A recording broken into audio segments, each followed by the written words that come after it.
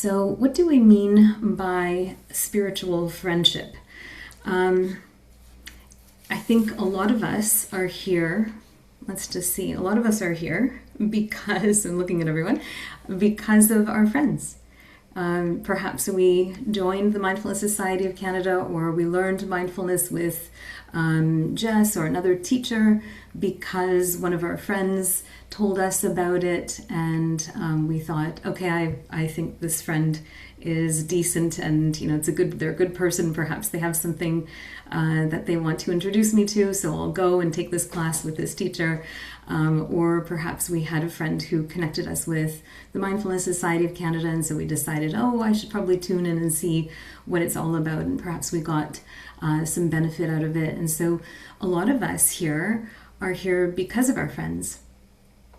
And I can see also that a lot of us are here maybe for the 100th time, not just our first time at the rodeo, but have been here for a long time and have shown up week after week after week. And so in this case, we can see that we may also be friends to others, and we can include others in what we're doing here and bring them to either the practice of mindfulness, or at the very least learning about how to live more skillfully. Okay, so thank you to all of you who have joined because of your friends, and thank you to all of you who have been good friends to each other and invited each other here to be here together. And I'm seeing lots of smiling faces. It makes me very happy. So I'm also here because I had a friend who invited me here. My own teacher, Jess, was a friend of mine in university. He wasn't a very close friend, but he was, let's say, an acquaintance of mine. And I reconnected with him in 2007, in late 2007, and didn't understand anything he was doing. Just seemed completely out of left field for somebody like him, who was very intelligent, and he was an actuarial science in school, and I was like, what are you doing moving to Thailand and hanging out with the monks and waving your hands over people, and all of a sudden they're healed? And that made no sense to me, because I was working in hospitals and healthcare centers and health NGOs, and I was all about science and innovation and research, and it didn't make any sense to me. But I hung out with him a little bit, and just from interacting with him a little bit, I could see that there was something there. And it was only because I took the time to spend, maybe an afternoon, or, I invited him to come to a film screening that I was putting on downtown at the Bloor Cinema. And, after the film was done, and after the panel discussion was done, and he was still standing there, and I thought, okay, why don't you come and hang out with us, because we're going to celebrate across the street. And he did, and I hung out with him for maybe an hour or so, and we chatted, and I recognized there was something in there. There was something that went deeper than what I thought he could have told me. And so this is important for us. It's important for us to actually spend time with our spiritual friends. And I don't even really love the phrase spiritual friends.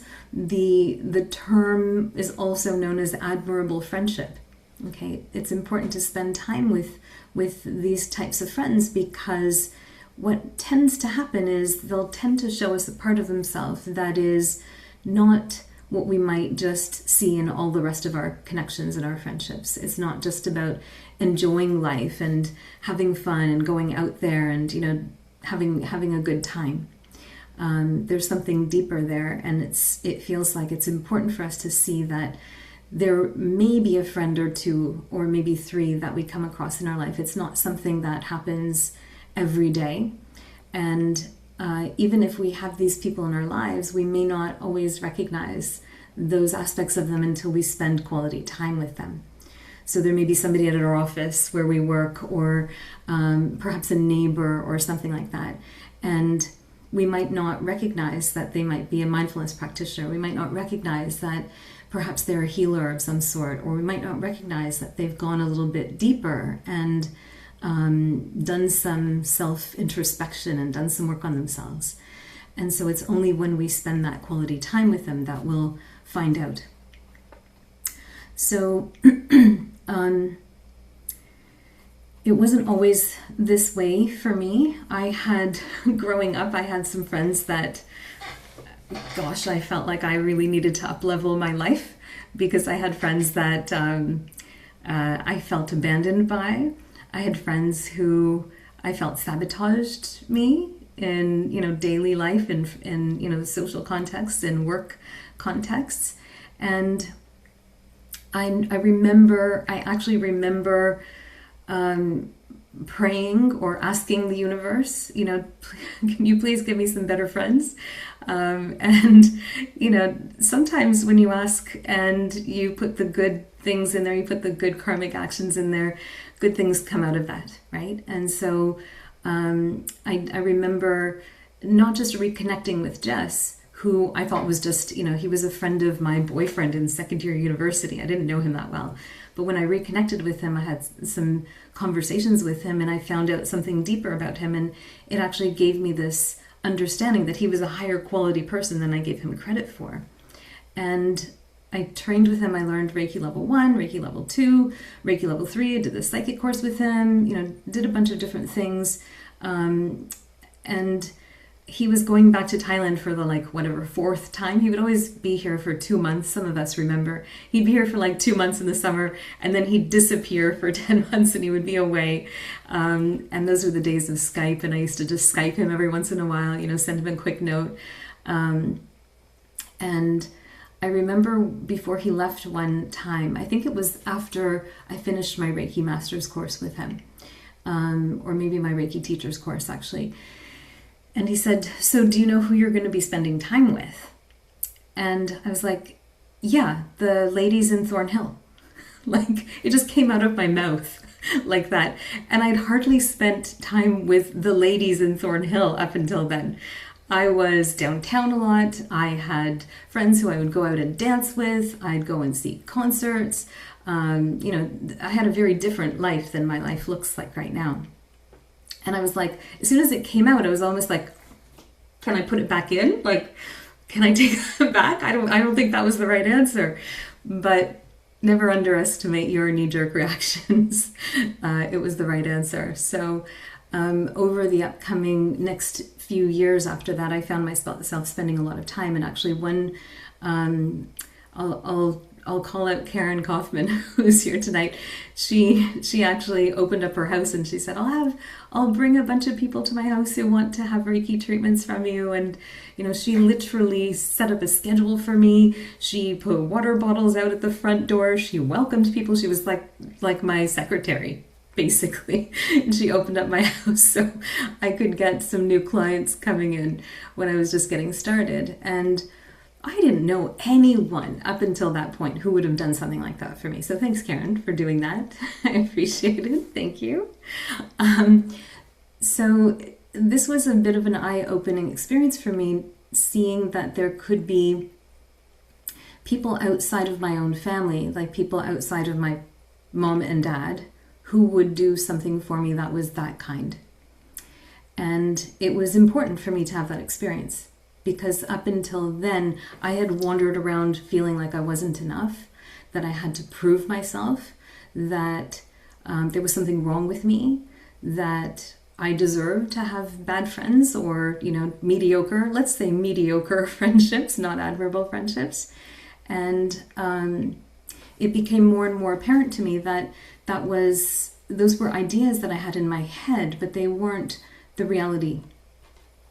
So as I started to become a better friend to myself and started taking better care of myself and started paying more attention to myself in the right ways and practicing healing and practicing mindfulness, I started to notice that that was the way I was teaching other people to be with me.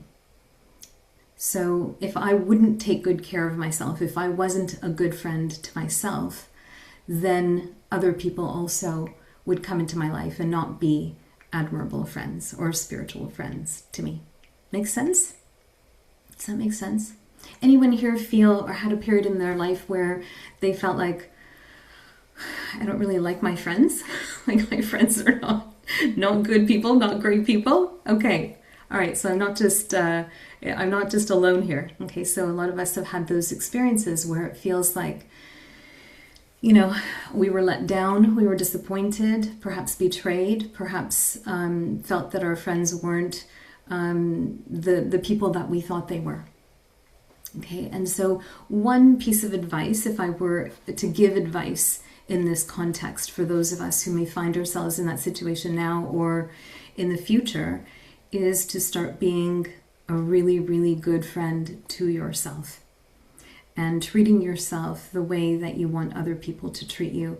And as you do that, and I wouldn't say, I'm not saying go to the spa and give yourself a facial or go and get your nails done. That's not what I'm talking about. I'm talking about doing your practice and being attentive to yourself, paying attention to yourself, being with yourself, getting rid of the phone and putting that stuff aside, and being present with yourself.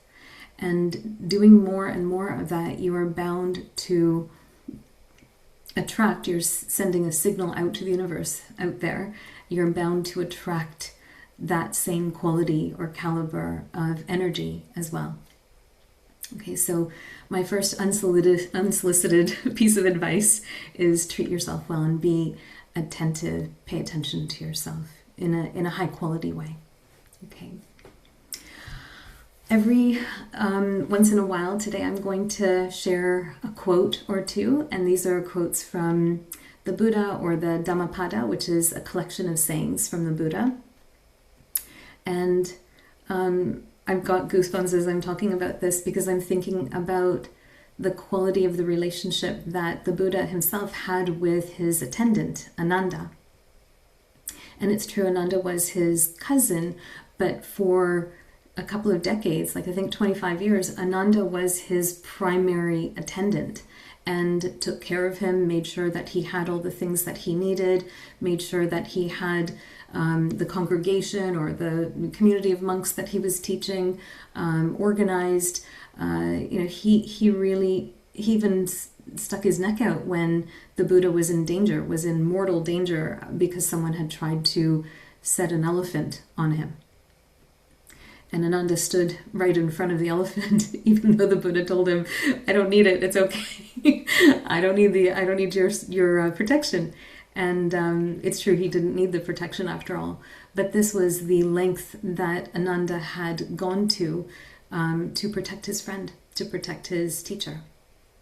So the first quote, and some of you might recognize this quote, was when Ananda went to the Buddha and said, "Venerable Sir, this is half of the holy life. That is, good friendship, good companionship, good comradeship." And the Buddha replied and said, "Not so, Ananda, not so. This is the entire holy life, Ananda. That is good friendship, good companionship, good comradeship. When one has a good friend, a good companion, and a good comrade, it is to be expected that one will develop and cultivate the Noble Eightfold Path, meaning that one will achieve wisdom and enlightenment." So we understand this from the perspective of our mindfulness practice, right? Our mindfulness practice is when we're being attentive to oneself, to ourself, and we're being aware of this body, and we're being aware of this mind, and this is our daily practice. And then we have the outside world. This is the external world around us, not that internal landscape, but the external landscape around us. And this is the home of the internal landscape. We are in the environment of what we are able to place ourselves in. And so when the environment lends itself to good practice, so for example, having a place where you can sit or do your walking practice, having the space to do that, having the quiet or the lack of external dangers to be able to do that. These are considered to be gifts in our life. And so part of that external landscape is having the high quality people around to act as that support for our practice. So it is true that when we have that external landscape, we have people in our lives who either are practitioners or they understand that we have to do our practice and they make space for us, right? So how many of us here live with people in their homes who are mindfulness practitioners already? Okay, like one hand. I see one hand. Okay, so the rest of us, okay, two hands. Okay, so the rest of us, so let's just do a show of hands. How many of us live in a household where either there's no one or the other people in our household don't practice mindfulness? Okay, look at that. Wow. Okay, great. Okay, so you can see here that even if we are living with this external world where the people in our lives aren't practicing mindfulness, we're still here. We're still able to be together, to be here on a Sunday with the Mindfulness Society and practice together and listen to a Dhamma talk or a teaching. And we may also have the space in our home or around our home where we're able to either sit or do our walking practice. So this is really, really important. This is the whole of what he called the holy life or the spiritual life, right? It is having that ability, having those people around us that even if they don't understand exactly what we're doing, they're not stopping us and they're actually making space for us to do our practice. Okay. So it doesn't mean that we have to live with people, okay, that are like that. Some of us may, I know I'm looking at the screen, some of us don't have people in our households, so we live on our own, okay? And some of us wish that we live on our own. I know sometimes there are days where I'm like, can you please be quiet? And I think some of us also here feel the same, but there are some of us here who live alone. And so it becomes more important to have these outlets or these experiences where we're able to congregate. The Buddha himself didn't have to teach. I mean, when he enlightened, a god came to him and convinced him to teach. And before that, the Buddha was in this blissful state when he first enlightened. And from what I understand, he didn't even conceive of teaching anyone because he saw all of the chaos in the world and the quality of minds and hearts that were out there. And we think it's bad now. It's always been. We just didn't have social media back then. We didn't have television and all that other stuff. It was always, trust me, it was always bad. Okay. If you open up any history book, all you're going to see is wars and takeovers and plundering and all that kind of stuff. That's basically what every history book, that's why I hated history in school. Every history book is just talking about different wars and takeovers, right? So even back then, the Buddha looked around and thought, how am I can't teach this to anyone. They're not ready for this.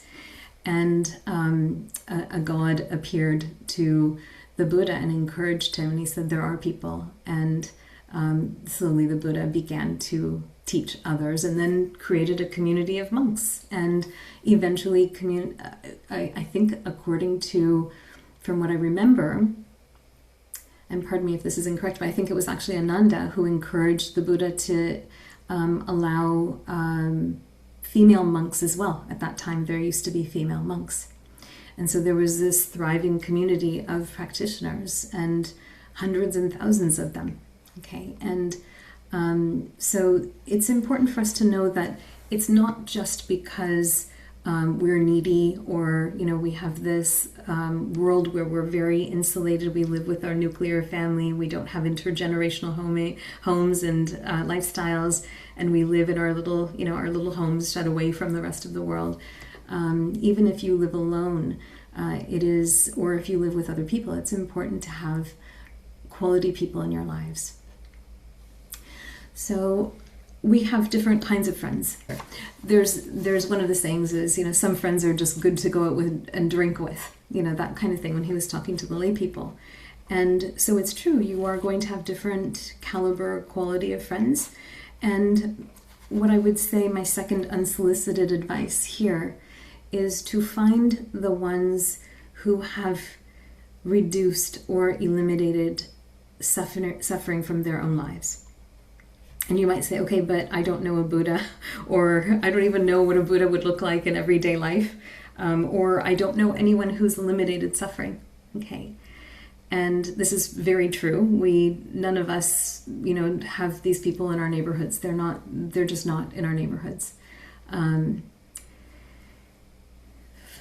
They're far away. They're in different continents than where we're living right now.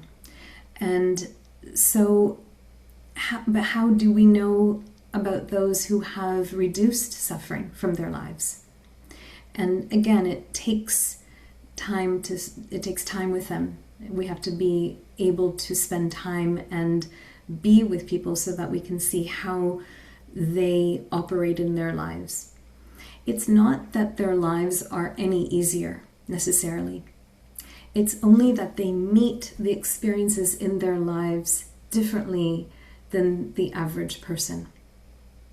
Okay, so how many of us know those people who are like, oh, did you hear about this? And isn't that terrible? And Is that person bringing in more goodness into the world or more suffering?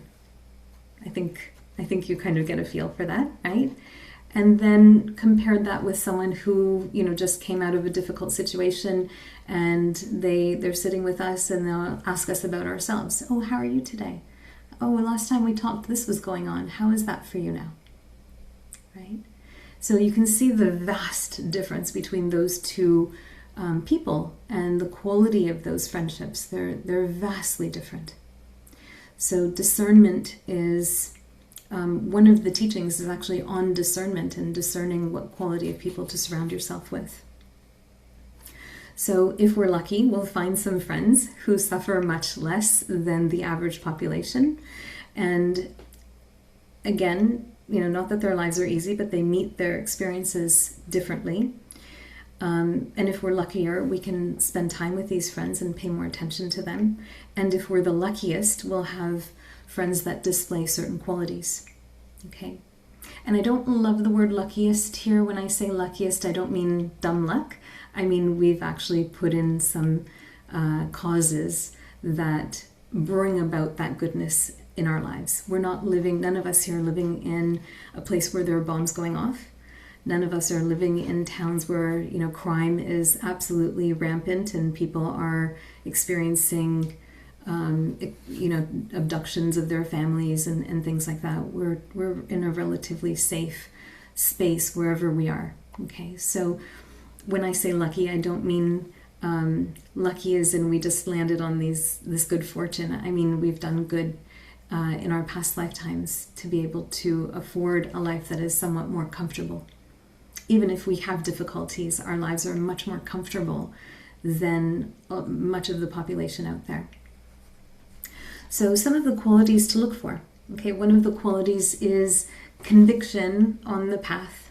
So understanding that by practicing mindfulness, that we will experience more awareness, and by experiencing more awareness, that will lead to insight.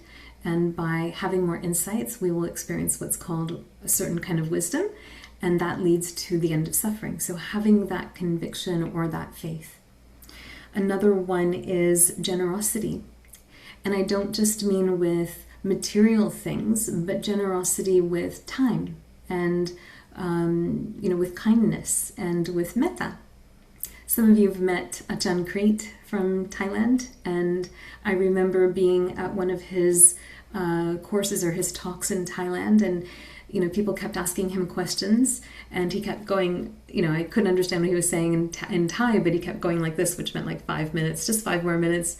And then someone else would ask a question, a long-winded question, and he'd be like, okay. And then the people in the back of the room were like, oh, you've got to hurry up. Your time's over. And he'd be like, okay, 5 more minutes. He did that like 3 times, and then finally someone at the back of the room was like, in a different voice, was like, this is it. We've got to wrap up now. And so he was like, okay. And unbeknownst to everyone in the room, they had explained later that he was going to be late for his own brother's funeral. And imagine the generosity of this being. In fact, a monk is not even considered to be a human. They're above human in rank of all beings. They're above human. And he would rather sit and explain the teachings than, go any earlier than he needed to his brother's funeral. And it's not that he didn't care about his brother. He actually sent his own attendant to take care of his brother when his brother was sick. Okay, so he did care about his brother, but he recognized that being present for the students and actually sharing these teachings was really, really important. Okay, and so this is what I'm talking about when I say generosity. I'm not talking about just objects and that kind of thing, but it could be.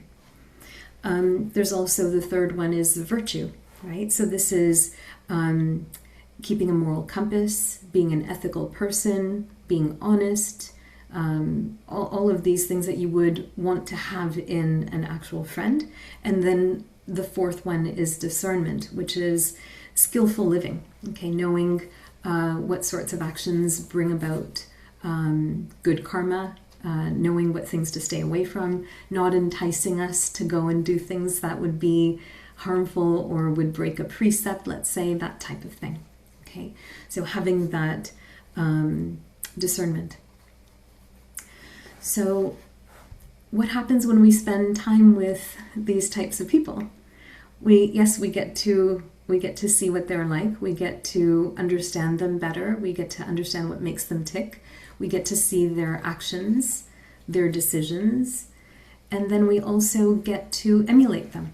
We get to be a little bit more like them. And I can attest to this because I know that after I spend a little bit of time with one of my admirable friends or spiritual friends, I tend to come away feeling lighter and happier and brighter.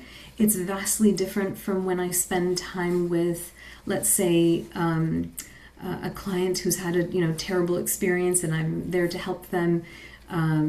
It's vastly different when I'm hanging out with even my niece and nephew, who I love like crazy.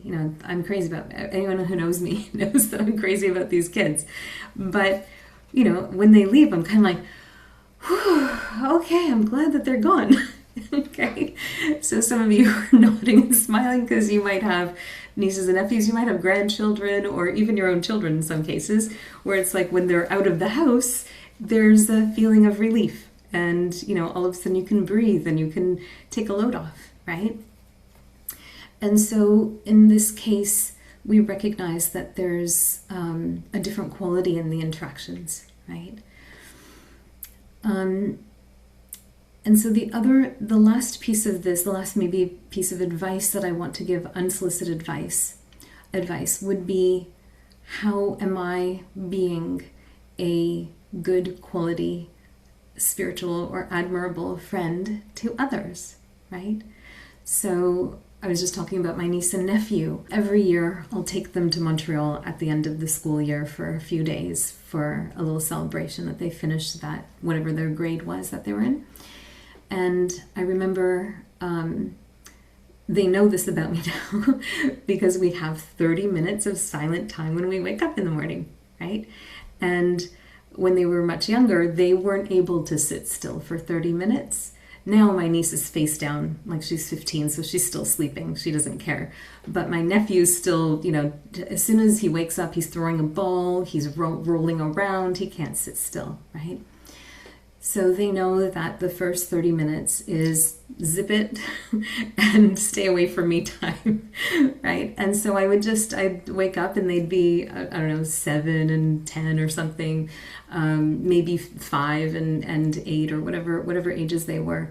And, my nephew would for sure be rolling around, jumping up and down on the bed or whatever he'd be doing. And he just knew to leave me alone. And from that point, I realized after a while, and that some of the things that they've said to me since then made them understand that they have to treat me a certain way. They have to give me space when I want to practice. And they've also, when Sunday night rolls around and they're at my house, they'll say, oh, we have to go now. You have your meditation. Because they know that I'm going to be here on Sunday nights at 8 p.m. Okay, so what is the contribution that I'm making as a spiritual friend to these little kids? That they don't really know any of this. I haven't taught them mindfulness, but I've taught them that this is part of my lifestyle. This is something that I do. it's good for me. I know that it's good for me. And maybe at some point in the future, they'll understand, and perhaps in the future, they'll be practitioners themselves. Not because I told them, but because they've spent enough time with me to be able to witness what I do. Okay? So you might reflect yourself and gain a sense of yourself as a spiritual friend to those in your lives, and what sort of contribution you're making in their lives and in the world in general. There's a saying, I don't remember who said this, but someone said, if you want to better the world, better yourself, and then you're bettering a little piece of the world, right? So we can become spiritual friends to others. Okay, so that's my third little unsolicited piece of advice for us here.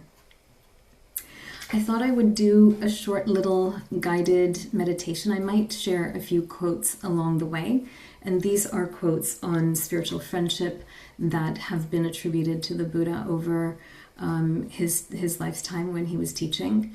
And I thought what I would do is give us an opportunity to reflect on ourselves in the world and what it means for us to have spiritual friendships, and also to be a spiritual friend to others. Would that be okay if we did that? A little guided meditation? Okay, we'll get a little practice time in today. All right. So take a moment to, if you are in a comfortable position, then great.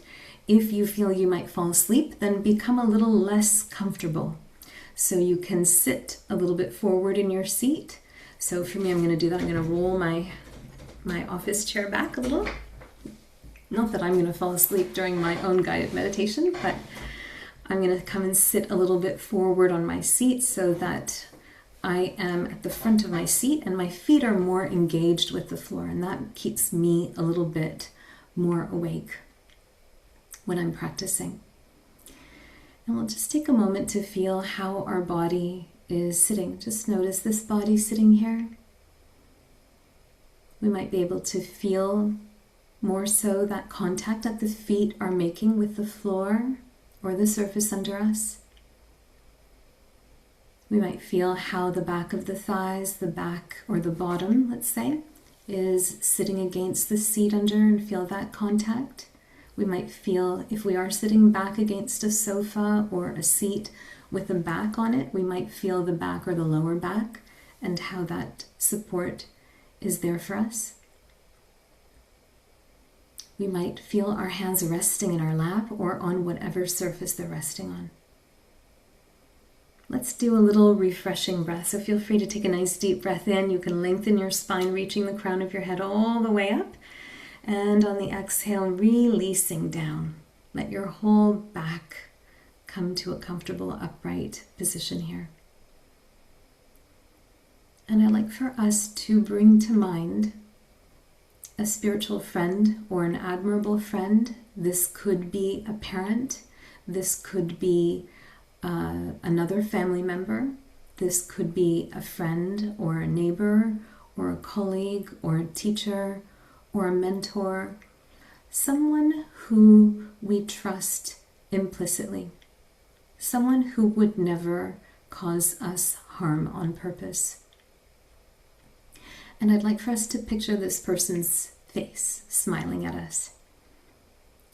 See them smiling. See them happy, bright, easygoing. And now I'd like us to sense that this person is just there behind us. Just standing behind us or sitting behind us.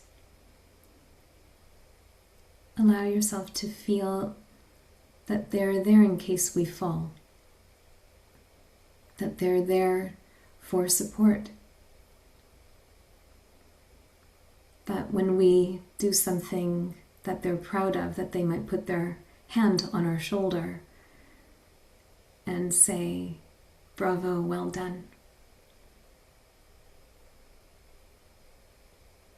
And if we do something that isn't so great, they might put their hand on our other shoulder and say, "Hey, easy. That might not be the way to go." And let's see if we can sense in our hearts some gratitude for having this person in our life. Whether they're near or far, whether we've seen them recently or not, whether we completely agree with them on everything or not. Let's see if we can feel that gratitude for their presence, their kindness, their generosity, their discernment, their conviction. We might even have gratitude for certain things they've done for us. In the Metta Sutta, the discourse on friends, the Buddha talks about 7 qualities that we should look for in a friend. The sutta says, a friend gives what is hard to give and does what's hard to do. They put up with your harsh words and with things that are hard to endure. So the 7 things are: they give what is hard to give. You might recall this friend, this spiritual or admirable friend, giving you something. They do what's hard to do. They endure what is hard to endure. They reveal their secrets to you. They keep your secrets. They don't abandon you in times of trouble. They don't look down on you in times of loss.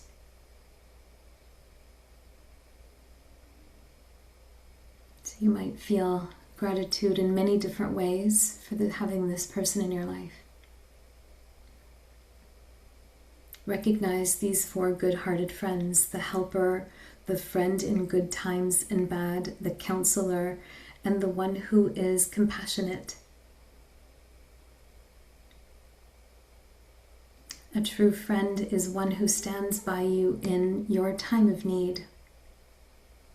And here is that quote: some are just drinking buddies, some call you their dear, dear friend, but a true friend is one who stands by you in your time of need.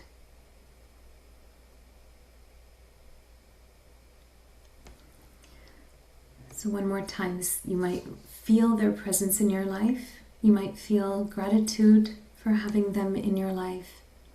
And you might feel the sense of support, safety, and greater comfort knowing that they are here for you, no matter what.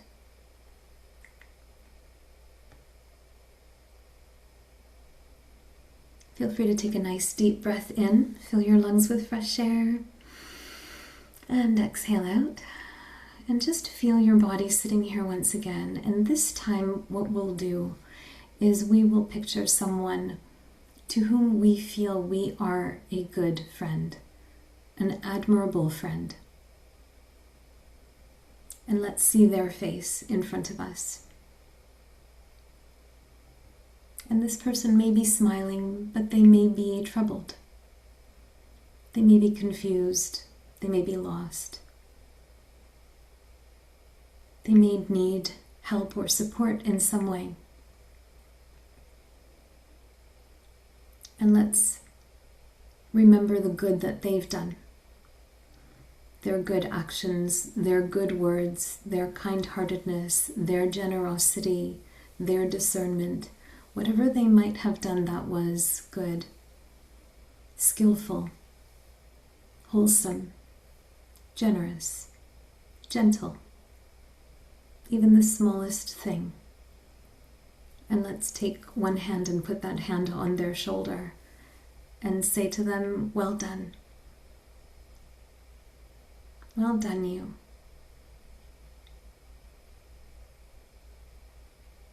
And feel proud of them. And we might think of something that they are doing or that they might have done, perhaps a decision that they're making now or that they've done in the past that isn't as skillful. And let's take our other hand and put it on their other shoulder and say, hey, that might not be the best way forward. Let's think about that some more. Does that really feel like it's the best?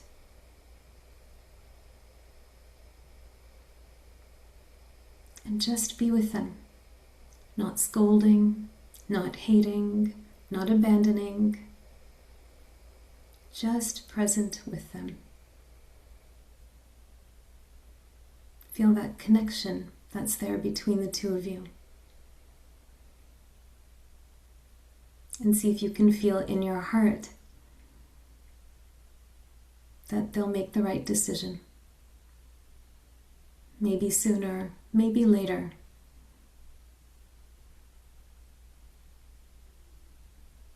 But just having them in our lives, we know that we're sending a wave of goodness out to them just by being present with them. Not by doing anything else, just by being here with them.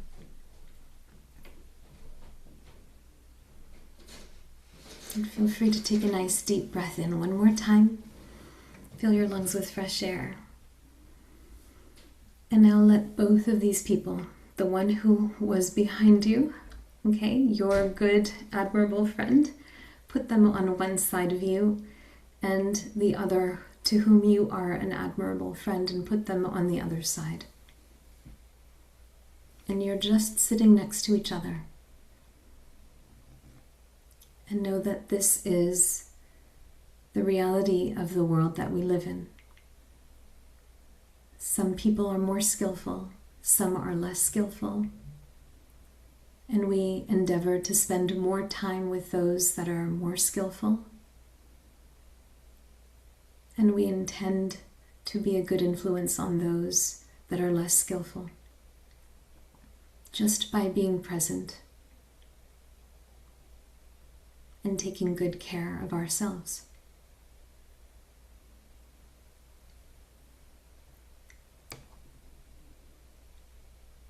One who has spiritual friends abandons what is unwholesome and develops what is wholesome. The Buddha said, "You should train like this. I will have good friends, companions, and associates." And he also says, "Regard one who sees your faults as a guide to a hidden treasure. Stay close to one who is so wise and astute, who corrects you when you need it."